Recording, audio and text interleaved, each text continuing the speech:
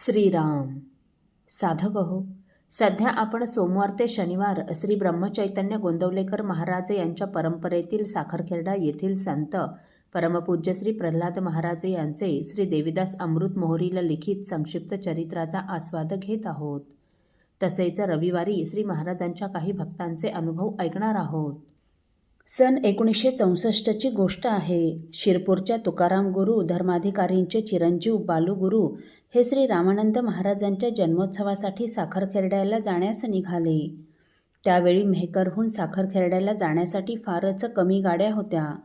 त्यांना मेहकरहून पुढे साखरखेर्ड्याला जाणारी गाडी मिळाली नाही, म्हणून शेवटी ते पायीच देऊळगाव माळी मार्गे निघाले. देऊळगाव माळीहून पुढे वरुडीला आले व तेथून गुंज गावाकडे जात असताना त्यांचा रस्ता चुकला व चकवा लागल्याप्रमाणे ते सारखे त्याच मार्गाने फिरत राहिले. तशातच संध्याकाळ झाली. काय करावं काहीच सुचेनासं झालं. अंधकाराचं साम्राज्य सर्वत्र पसरू लागलं होतं. त्यामुळे मार्गही नीट दिसेनासा झाला. या सर्वत्र पसरलेल्या अंधारातून साखरखेर्ड्याला सुखरूपपणे कसं पोहोचावं या विचारात असतानाच श्री महाराजांचं प्रकर्षाने स्मरण झालं आणि मुमुक्षू साधकाच्या अज्ञानरूपी अंधकाराचं ज्ञानरूप दीपस्तंभाने निवारण करणारे गुरु महाराज या भौतिक अंधकारातून सुखरूप नेतील असं वाटून त्यांनी श्री महाराजांचा आर्ततेने धावा केला. आणि काय आश्चर्य!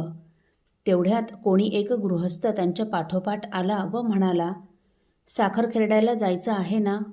हे हो म्हणताच म्हणाला, चला तर मग माझ्या मागे. आणि बालूगुरू त्यांच्या मागोमाग चालत गुंज गावाहून पुढे निघाले. साखरखेर्ड्याचे शिवार जसे लागले तसे ते गृहस्थ झपझप पुढे जात असताना एकाएकी अंतर्धान झाले. यांना अचानक ते कुठे गेले काहीच कळेना. आपल्याला साखरखेर्ड्यापर्यंत सुखरूपपणे आणून सोडणारे हे गृहस्थ कोण असावेत आणि असे अचानक ते कुठे बरं गेले असावेत? आपण त्यांचे साधे आभारही मानले नाहीत असा विचार करीतच ते मंदिरात आले. त्यावेळी सायन उपासना पालखी नुकतीच आटोपली होती व मंदिरात रघुपती राघव राजारामचा पहारा सुरू होता. बालूगुरूंनी श्री रामानंद महाराजांचे दर्शन घेतले व श्री महाराजांना नमस्कार करताच महाराज म्हणाले, रामानंद महाराजांनी अगदी सुखरूप आणलं बरं तुम्हाला. श्री महाराजांचं हे वाक्य ऐकून आपण श्री महाराजांना प्रवासाबद्दल काहीही न सांगता श्री महाराजांनी हे कसं ओळखलं असेल याचं त्यांना फार आश्चर्य वाटलं. लगेच महाराज म्हणाले, आता असं करा, हातपाय धुवा, संध्या करा, पाणी प्या, थोडं खाऊन घ्या व थकला असाल तेव्हा आराम करा. तेव्हा बालूगुरू म्हणाले, महाराज थकलो नाही. तेव्हा महाराज म्हणाले, मग थोडं खाऊन महाराजांपुढे काही वेळ पहारा द्या. त्याप्रमाणे ते हे सर्व करून पहाऱ्यासाठी उभे राहिले. साधारण 1.5-2 तास पहारा दिल्यावर श्री महाराजांनी त्यांच्या हातातील झांज दुसऱ्या गृहस्थाकडे दिली व म्हणाले, आता आपण थोडं खाऊन घ्या आणि विश्राम करा. सकाळी काकड्याला उठायचं आहे ना? त्यावेळी साखरखेर्ड्याला एक फिरती टॉकीज आली होती. साखरखेर्ड्याला आल्यावर मंदिरात जाताना बालूगुरूंनी ती टॉकीज पाहिली होती. त्यात रात्रीतून 4 सिनेमे होत होते. त्या दिवशी भगवा झेंडा नावाचा सिनेमा दाखवणार होते. पहारा संपल्यावर बालूगुरूंनी महाराजांना नमस्कार केला व लगेच ते सिनेमा पाहण्यासाठी गेले. सिनेमा संपल्यावर रात्री 3-3:30च्या दरम्यान मंदिरात आले व लगेच स्नानसंध्या व जपादिक करून काकड्याला उभे राहिले. पहाऱ्यानंतर रात्री बालूगुरू मंदिरात नव्हते ही गोष्ट महाराजांच्या नजरेतून सुटली नाही. तेव्हा काकड आरती प्रसाद वगैरे घेऊन झाल्यावर महाराज एकांत पाहून त्यांना म्हणाले, काल रात्री मंदिरात दिसला नाही. तेव्हा त्यांनी महाराजांना खोटं कसं बोलायचं म्हणून अगदी प्रामाणिकपणे मी रात्री सिनेमा पाहायला गेलो होतो म्हणून सांगितले.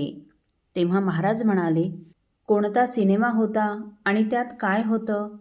तेव्हा त्यांनी भगवा झेंडा नावाचा सिनेमा असून त्यात श्री समर्थांची गोष्ट असल्याचे सांगितले.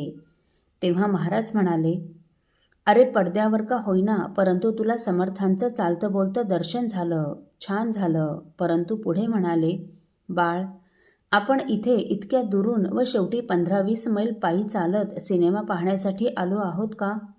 तर नाही. आपण येथे उत्सवासाठी, उपासना, भजन, कीर्तन, प्रवचन ऐकण्यासाठी व अखंड नामस्मरणाद्वारे श्री महाराजांची कृपा संपादन करण्यासाठी आलो आहोत. तेव्हा आपण इथे उपासना, भजन, नामस्मरणच करावं. आपणास मिळेल व झेपवेल तशी सेवा करावी आणि नामात अखंड राहण्याचा प्रयत्न करावा बरं बाळ. श्री महाराजांचे हे शब्द त्यांच्या काळजाला जाऊन भिडले. त्यांनी महाराजांचे पाय पकडून क्षमा मागितली आणि त्याच वेळी त्यांनी मनोमन यापुढे सिनेमा कधीच पाहायचा नाही असा निश्चय केला आणि तो आजीवन पाळलाही. असो. साधक हो, परमपूज्य श्री प्रल्हाद महाराजांची बद्रीनाथ काशी यात्रा आपण पुढील भागात ऐकणार आहोत. श्रीराम समर्थ. आपल्यातील कोणा श्रींच्या भक्तांना श्रींचे काही अनुभव आले असतील तर ते कृपया आपण मला ते 9422843253 अथवा सुनीलदादांच्या 9892608401 या व्हॉट्सअप नंबरवर कळवावेत अशी नम्र विनंती. श्रीराम समर्थ.